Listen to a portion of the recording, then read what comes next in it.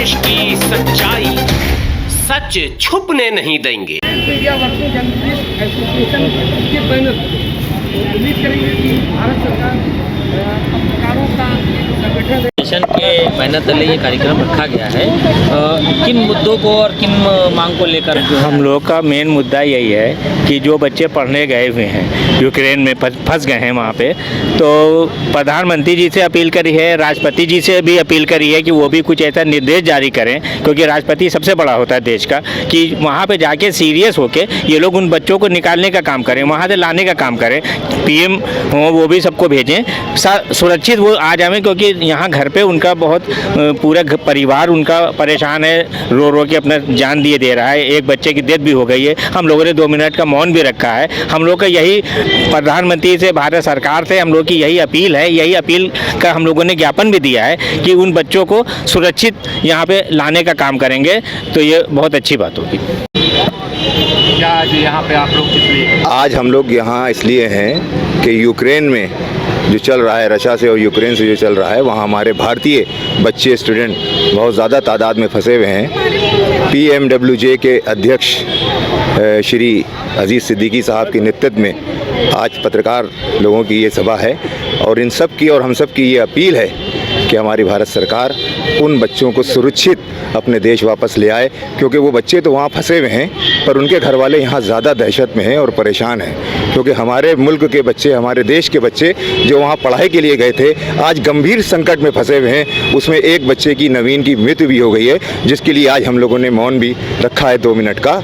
और हम लोग ये कामना करते हैं भगवान से, अल्लाह से, कि वो सब सुरक्षित अपने घर वापस आ जाएं, और अपने देश के प्रधानमंत्री से ये अपील करते हैं कि आप लोग सुरक्षित हमारे देश के बच्चों को वापस लाने के लिए कोई ना कोई कदम तुरंत उठाएं, जल्द से जल्द उठाएं, और उन बच्चों को यहाँ ले आएं। धन्यवाद। अभी फंसे हुए हैं और प्रधानमंत्री जी से बहुत ही गुहार लगा रहे हैं, उनके बारे में क्या कहें? बस यही कहना है, PMWJ जो हमारे जो संगठन है पत्रकारों का, उसकी तरफ से ये अपील है कि जो बच्चे यहाँ से पढ़ने के लिए गए, इस देश के भविष्य को बनाने के लिए, कि पढ़ लिख के वो यहाँ आएंगे और यहाँ इसी देश के काम आएंगे। वो लोग वो वहाँ फंसे हुए हैं इस वक्त। यूक्रेन के जो हालात हैं वो हम सब देख रहे हैं, क्योंकि समाचारों के माध्यम से आप सबको पता चल रहा है कि कैसे हालात है वहाँ पर। और कुछ बच्चों की वीडियोज़ भी वायरल हुई हैं, जिन्होंने रो रो कर जो है अपने वहाँ के हालात बताएं कि हमारी क्या स्थिति है।